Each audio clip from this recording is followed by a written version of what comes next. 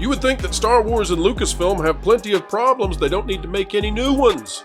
You would think that for a little while they might want to pause the controversies. Well, Kathleen Kennedy and her brood over there, apparently they think otherwise. Get ready for a story about the High Republic that has those of you thinking that Star Wars is going to moderate itself, hiding for sure, because they are never going to stop and be normal again.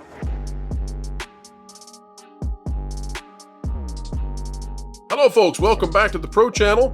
It is a joy, as always, every time you elect to join us. We mean it, it's a treat.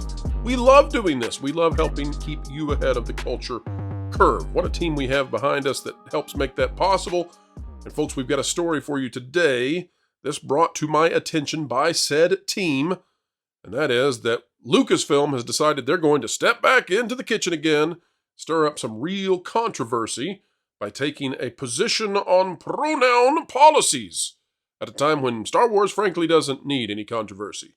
Whether or not you agree or disagree with pronoun policies or this new sort of ideology that's taking over, that's beside the point. The real point here is, why does Star Wars need to be involved in this again?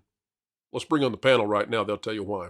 You thought they could not dive down any lower than they already were, but Lucasfilm said, "Hold my blue milk." This out of That Park Place by John Trent. Lucasfilm continues to fully embrace the ideology with preferred pronouns in Star Wars: The High Republic character encyclopedia.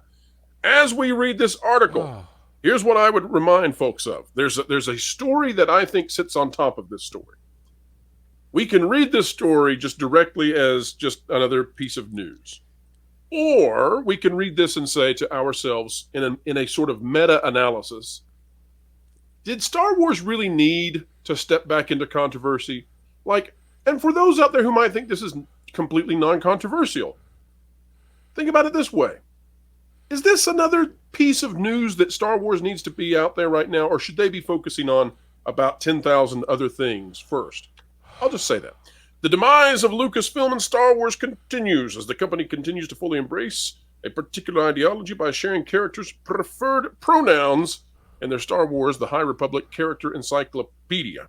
I wonder what preferred pronoun Chewie has. Is it the new book written by Megan Krause and Amy Richow, published by DK, debuted in the United States in December and features preferred pronouns for a number of the characters.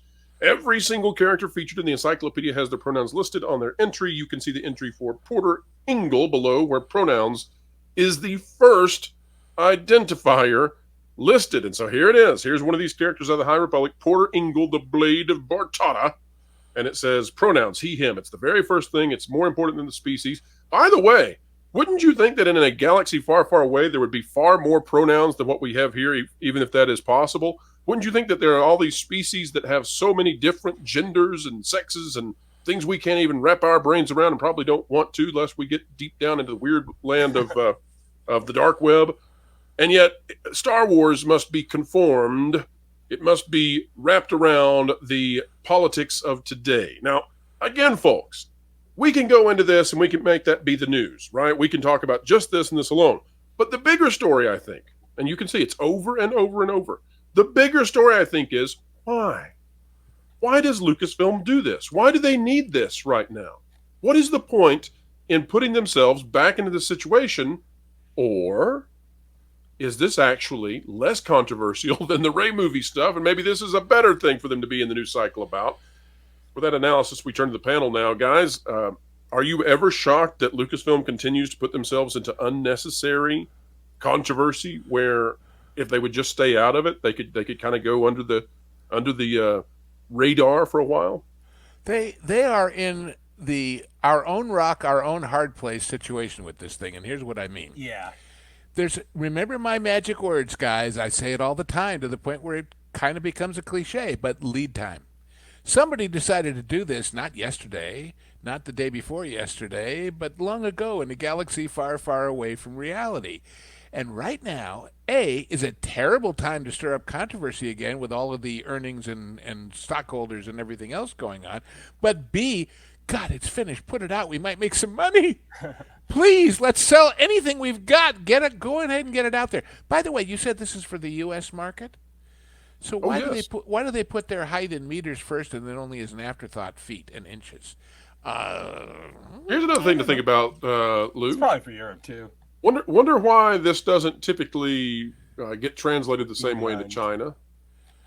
It doesn't, they don't often do that. Let me show you guys another thing about what Lucasfilm is doing that's getting them in trouble. And again, folks, we can read this just as news, or we can say, why? Like, who is over the strategy at Lucasfilm? Do they literally just not care about being in, controversy?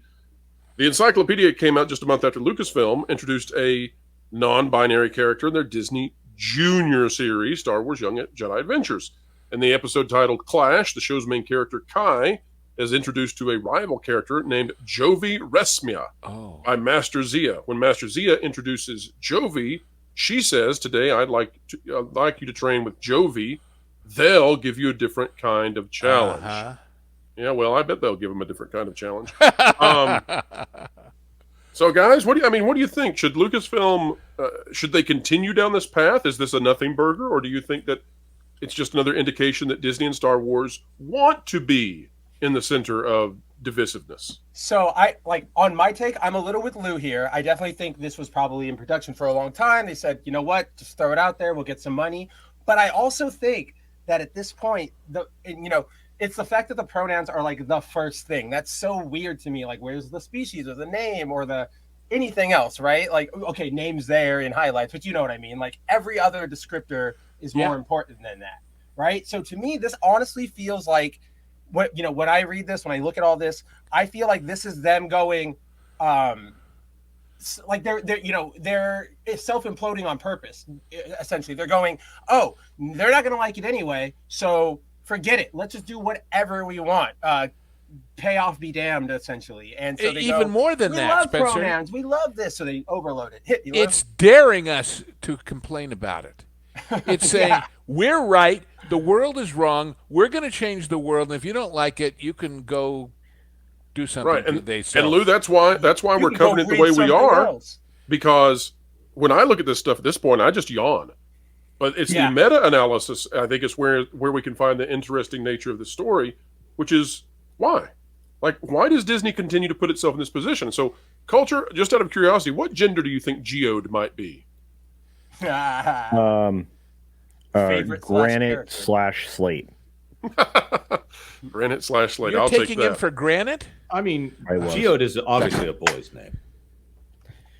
Geoda would be the girl's name? I was going to dang it. That's what I was trying to think of that, Pro. I was like, well, No. You can't add a syllable to make it feminine. That's sexist. We have to. You're right. We can put an X, right? We can put Geotics. Now we're into Victor Victoria territory, and that way lies madness. It's pronounced Geode. So then here's the question. Let's put Lucasfilm Make it to the lame test and make here. it geode. So the test for Lucasfilm is when the Mandalorian movie comes out and the promo material comes out and all the little books and everything, are we going to get Mandalorian preferred pronouns as well? Are we going to get Baby Yoda's preferred pronouns? Do you guys think that's coming? This is standard now. Are they not? Are they sourcing these from Wikipedia? First of all, Wikipedia? Well, Wikipedia is about as far out there as you can get. But now, you guys make a great point that this is standard. A lot of companies now, especially the ones that are positioned on the West Coast and the East Coast, literally on the coast, they now make it standard that you have to select a preferred pronoun. That said, that cultural idea that has taken hold, that is not the way that the majority geographically of the United States operates. And so it is this very interesting thing of watching our culture kind of tear apart with these things, and then where the entertainment comes from, of course, projects this as normalcy to the rest of the world, and I'm not sure the rest of the world is there for declaring space aliens preferred pronouns. But it is just more proof that if, please, somehow Peltz and his folks somehow took this company over, that they don't have to fire tens or hundreds. They have to fire thousands.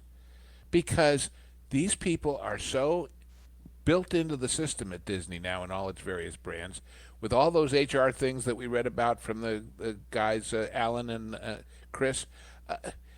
They're everywhere. It's a disease. You know what it reminds me of? When I was a little lad growing up and going to Hebrew school. When he was a little ghost. Yes. The Talmud explained, why did the Israelites have to wander 40 years in the desert? Because God knew that as good as they could be and as wonderfully good as they could hope to be, people who had lived their entire lives for generations as slaves really couldn't handle being free people, and therefore he literally had to kill a generation off on that trek to get anything to work right once they got to the promised land. Well, It's also psychologically resonant because you don't go from one bad situation into happily ever after in reality. And I think it speaks some truth to people, the idea that you go from a really, really bad situation to, okay, now what? Now I'm wandering in the wilderness, in the desert. It's not as if you go to the immediacy of payoff, and so that's also powerful. well, and you're wondering with a goal. These people have already achieved their goal. They are perfect and wonderful and marvelous, and the rest of us should just bow down and go along with it. Hold on, Lou. I'm looking up in the dictionary. Yep, that's narcissism. And folks, that is a wrap. We had a great time. Hope you did too. It's a party every day over here on the Pro Channel, and that's because you all are the gigawatts that power this party. And speaking of parties, we got to celebrate 60,000 subscribers in just 13 months of existence. You all are tremendous. Thank you so much. So watch for Thursday, the second week of February. So Thursday coming up, we're going to celebrate at 5 p.m. Eastern Time. Celebrate 60,000 subscribers with a special edition live stream. And we'll even have a pre-show for members only. So we're going to have a good time. All right, folks, we'll see you there. Like, share, subscribe, share this thing out on your social media platforms. And, folks, wherever you are, whatever you're doing, keep learning, keep growing, keep having fun. And yeah, put a comment down there. See you guys real soon.